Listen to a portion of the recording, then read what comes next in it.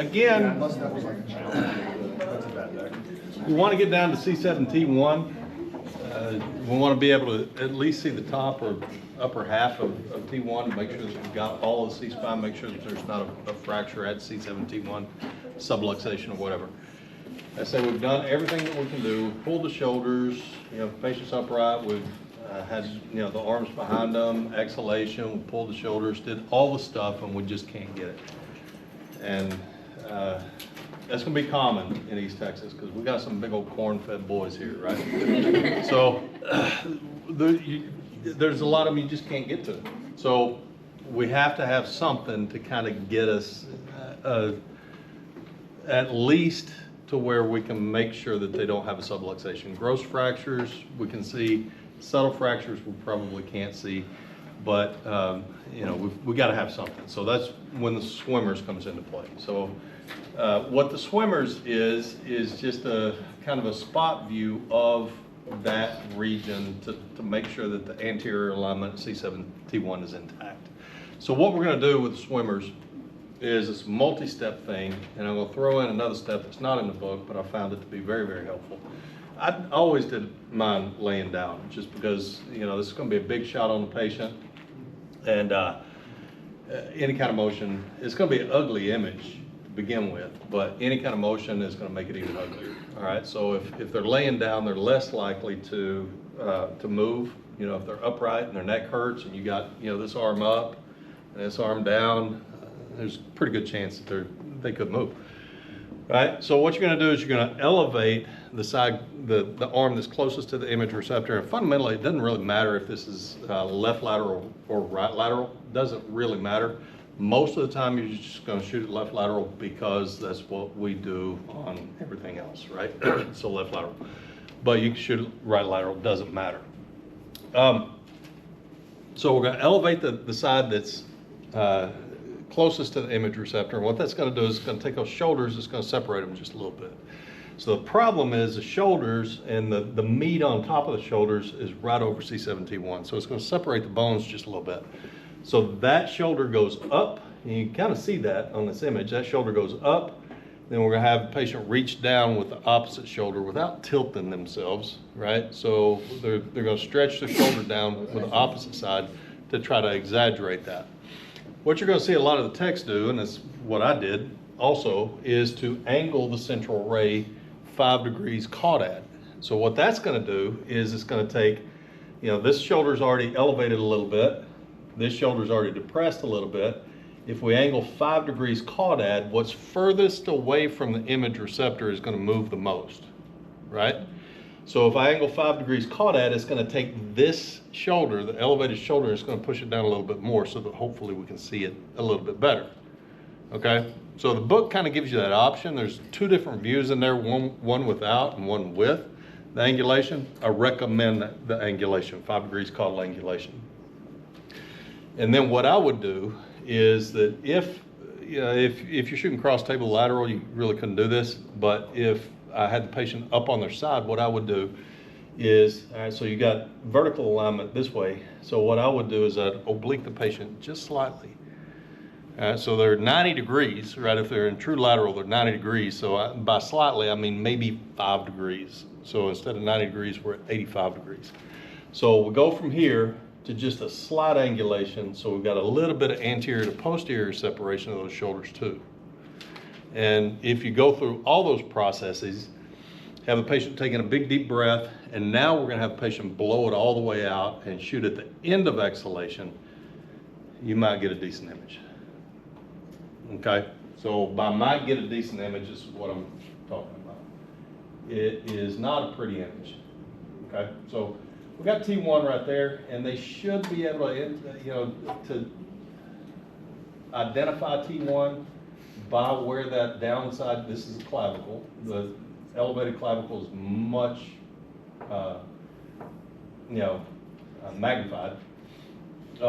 But they should be able to see where the clavicle is going across T1, C7, T1. All right, so elevated clavicle. They're showing this as being the depressed clavicle. That doesn't really make a lot of sense. At any rate, They should be able to identify it, but they don't want to use that as an identifier. So I'm gonna go back up to the image, and you see where the collimated field is, right? Every radiologist I've ever worked with wanted you to center at C7T1 so that you could see C7T1 well, but they also wanted you to open your collimation up so that you could visualize C1, C2. Preferably C1, possibly C2. At minimum C2. Because those two vertebrae are so unique that they know exactly what that is, and they can count down and they can establish whether or not they're at C7T1. Okay? So what that might require you to do is to have a collimated field that is larger this way than what the textbook indicates. Okay, so it says 10 by 12, so you might actually be on 10 by 14 or something like that. I'm not saying that's good radiation protection, but is it worth it to send the patient home, with an accurate diagnosis and expose maybe 2 more inches of the patient, or to collimate down and have the radiologist guess, maybe require you to call the patient back so that they can identify the proper vertebrae, shoot another image. It's a judgment call. So center high enough that you get at least C2, preferably C1, so that the radiologist can count C1, 2, 3, 4, 5, 6, 7. Because that whole clavicle should go across, C7. Should is a big word there, right? So make sure that you get enough that you can see all that. The exhalation, the reason we're shooting on exhalation is to collapse the lung to try to increase and even out the tissue density in the upper portion of the T-spine. We're going to see that again when we do a lateral T-spine as well. So that's what we refer to as swimmers. It's pretty obvious why. At some point, I've had students, and it's been I won't say multitude, but a multiplicity of students who got all this stuff backwards. Okay, so what they wanted to do was elevate the side furthest away from the image receptor, compounds the problem, and angle cephalic, or maybe angle caudad with the elevated side, the arm raised. So now what you're doing is you're separating this way, and then you're projecting a central ray to where it puts them right back on top of each other. Yeah. So it's always the side closest to the image receptor. Raise that angle 5 degrees caudad. Consider that subtle oblique. I got better results with it. So, and that's what you should get, except for you should be including C1, C2. Okay. So now I'm going back up to talk about other laterals that are kind of specially used. Okay, so again, we refer to them as hyperflexion, hyperextension, and positioning wise, they're identical to a lateral. It's just that what you're going to do in this case is have the patient tuck their chin as far as they can comfortably do it. You might lightly put your hand on the patient's head and ask them to tuck their chin. Don't force them. So where I've seen this done most of the time is in 2 circumstances. One is for fusion series. So the patient had, a couple of vertebrae fused, got bone grafts in there, and they want to see how well the bones are growing together. So what they do is they take a chunk of bone, they put it in where the disc should be. Excuse me. A cough drop image. Still coming. So put it where the disc should be, immobilizing that, give them a little bit of time, and hopefully the bones start to fuse together.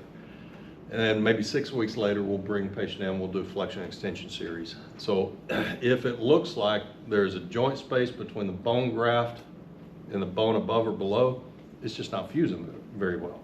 So what we'll do is have the patient in lateral position, have them tuck their chin down, make an exposure, bring the chin back, make an exposure. So fusion series.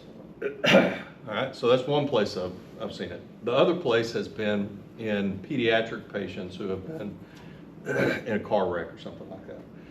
So the thing about pediatric patients is that their head is abnormally large compared to an adult, right? I got a 2-year-old grandson. I don't think he can scratch the top of his head, right? They just have that big head. And since they got that big head, their C1, C2 is overdeveloped naturally. So in a lateral, let's say a kid gets in a lateral, let's say the kid is maybe 5 or 6 years old, they still have a disproportionately large head. I've got a 4-year-old grandson too. He's got a big old fat head. So he gets in a car wreck and we do a lateral and he's gonna naturally look like he's got a subtle dislocation or subluxation between C2 and 3. As C1 and 2 are overdeveloped. So how do we determine if he's got a slight subluxation? This is one way we would do it, is have him stand up and at his comfort level, tuck his chin. And what you're gonna see is that, let's say my fingers represent spinous processes. When you're in a lateral, there's a pretty consistent gap in between each spinous process. And when you tuck your chin, they're going to spread out at pretty consistent rates as well.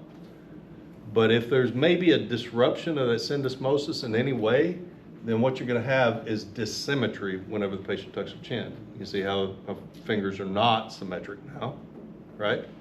That's one of the things that they'd be looking for at C2, 3 is a widening of that, the spinous process between C2 and 3. Okay, so flexion and extension used in those two specific circumstances. Obviously, if they really, really suspect the kid doesn't have a fracture, they're not going to do that with the patient. So that's just almost a CYA type thing, just to documentation to be absolutely certain. So the patient does all the flexion, all the extension. You don't do it.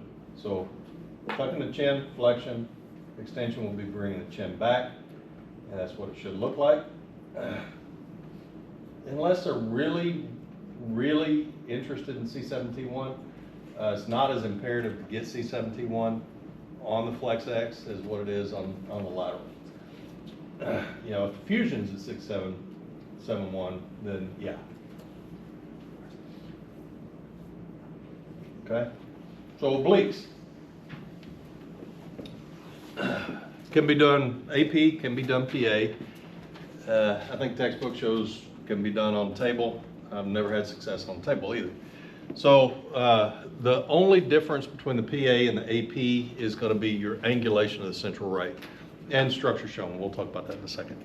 So in both cases, they're going to be 45-degree obliques. We'll start with the posterior obliques.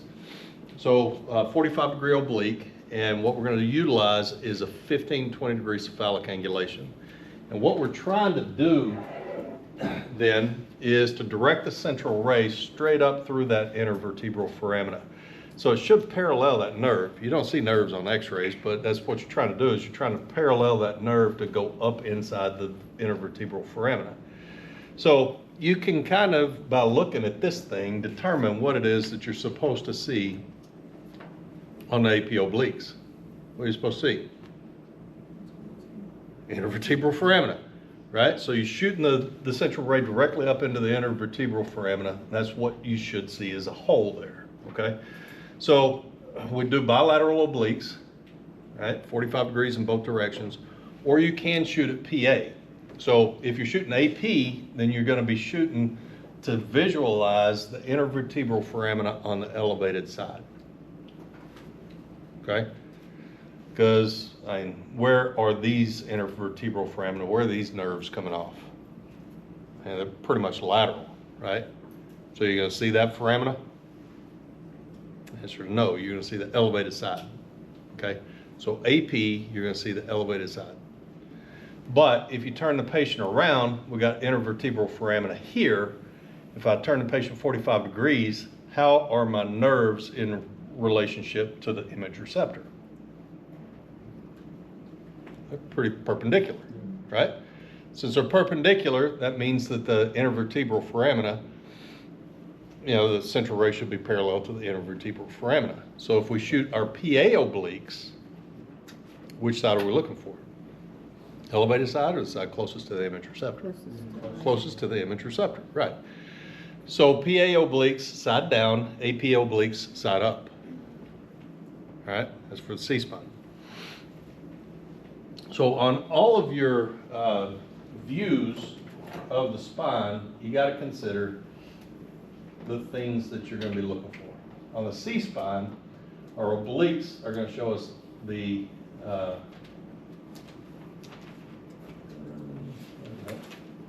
think I might need to adjust this.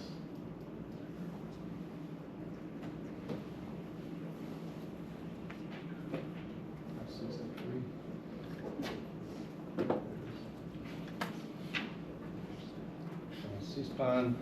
You do this.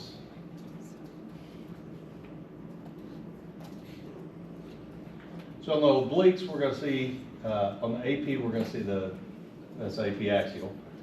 AP axial oblique, we're going to see the foramina on the elevated side, on the side up, and on the PA axial, we're going to see the foramina on the side closest to the image receptor. We have not talked about the zygapophyseal joint and where we see it, but we're going to see it on the lateral. Now, the zygapophyseal joint is a little more subtle, but it is that line right there. Okay, you see that dark line right there? Okay, that's the zygapophyseal joint. That's the articulation, the actual articulation between the vertebrae. Okay, so lateral for C-spine gives you the zygapophyseal joints. The obliques give you the intervertebral foramina.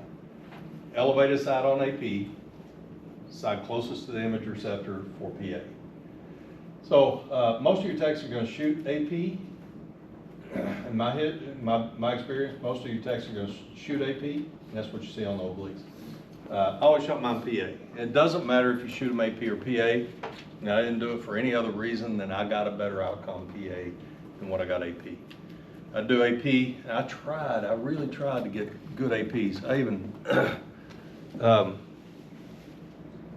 because I want to be like everybody else, I don't want to have to mark my images shot in PA because I'm an AP loser. I even went this far. Right in front of the wall bucky in the ER, I took red tape and I put it on the floor at perfect 45-degree angles, right? So I'd have the patient, I'd say, oh, okay, I want you to stand over this tape, put your feet together, stand over the tape, straddling the tape with your feet together. And shoot this way, okay, do it the other way, shoot that way. Still couldn't get them. Even had housekeeping come down, put a coat of wax over the tape so that the tape couldn't be torn up, right? Still couldn't get them. I gave up and did PA. So if you're the oddball, if you shoot PA, just mark your images, shot PA. Otherwise, everything looks like it's backwards. The textbook may say PA decreases the OID. It really doesn't matter, AP or PA. You're going to get an increase in OID with AP, but it's not going to interfere with the image or the diagnosis. One thing I can say is does the textbook say on obliques 72 inches? 60 to 72. 60 to 72 inches. Okay, so what I will say about 72 inches is you might not be able to get 72 inches. And the reason for that is because if you're at 40 inches with a 15, 20 degree cephalic angulation, your tube is going to be a little bit lower, right? So you back up to 72 inches and your tube might not go down low enough, all right? So, for testing purposes, that's great, but in a practical sense, you might not be able to shoot 72 inches for your obliques. At 40 inches could be fine. Okay. I'm going through just to make sure I didn't miss anything. I think that's all of them. So let's look at fractures. So common fractures, we talked about the odontoid fracture, we talked about the The internal decapitation, that's your atlanto axial subluxation or dislocation. Jefferson fracture is fracture C1. It's that axial loading, that ring of C1 fractures. Hangman's fracture is fracture subluxation. It's a subluxation of C1, C2, and a fracture of the posterior arch of C2, 3. Teardrop fracture we talked about. We didn't talk about clay shoveler's fracture, and this is not a fracture. Whiplash injury is a soft tissue injury. So you see the fracture line going down into the body of C1? Okay, you gonna see that on the Fuchs? I know the horse is dead, but I'm gonna keep beating it. You gonna see that on Fuchs? Absolutely not. Absolutely never. All right, so gotta get it. And that's not even a good open mouth odontoid. Right? This is an awful open mouth odontoid, but it shows us what we need to see, right? All right, so this is a atlanto-occipital dislocation. And this is really a C1, C2. It's labeled as atlanto-occipital, but it's really C1, C2. So C1 is way out anterior. It looks like the odontoid process is still intact, so it's really probably that transverse ligament rupture. So again, very important to get all the way up to the sella turcica so that it will point. And it's pretty severe right here. And this is banging into the brainstem. That's not good. All right, so Jefferson fracture, you see where the lateral mass is a C1. That's this bony looking gob of goo right there. And that's a lateral mass, and they're not lined up, right? That's your Jefferson fracture. See that on your Fuchs? No, no. So Hangman's fracture, yeah, it's a fracture of C2, the posterior arch C2. Hangman's fractures, you know, are potentially really, really bad, but they get, you know, some people have good results, and they don't become quadriplegic with Hangman's fractures. A lot do, but you know, some people actually recover from them. They're walking around with a halo and whatnot. Oops. So teardrop fracture, again, very, very unstable. We've got a widening of the joint space, so you can see kind of the syndesmosis and a fanning of the spinous process, so the syndesmosis is all buggered up. So I know it doesn't really look like a teardrop, but that's what they refer to it as. The clay shoveler's fracture is a specific fracture, and it's kind of like a stress fracture. And it's a fracture of, this one looks like it's a little bit higher. 1, 2, 3, 4, 5, 6. Yeah, this is C6. And it generally occurs at the spinous process C7. And it, again, is kind of like a stress fracture. And the reason that it's called a clay shoveler's fracture is because that was the demographic that they identified whenever they identified the fracture. So we live in East Texas, so you dig down more than about a foot, and what do you run into? Clay, right. Anybody scooped up a good, healthy shovel full of clay? Not easily.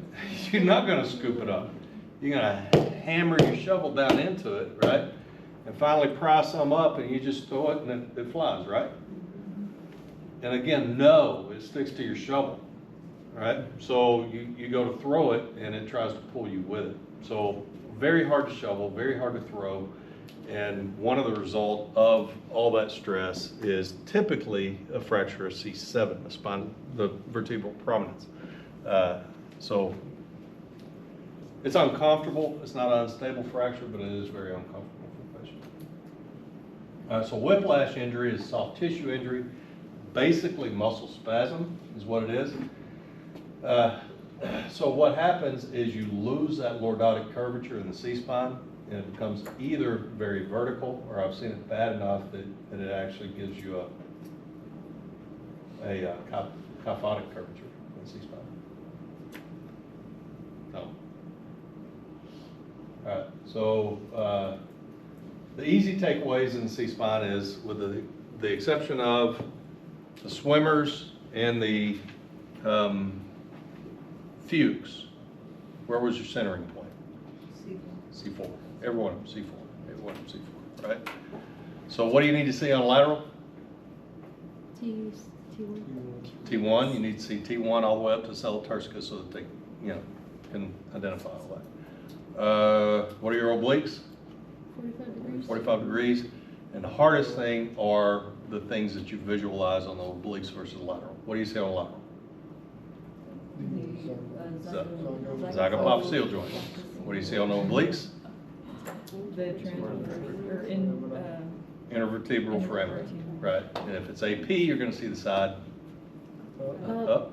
If it's PA, you're going to see the side Down. down. Right. Right. Okay. And we're pretty much right on time. Any questions?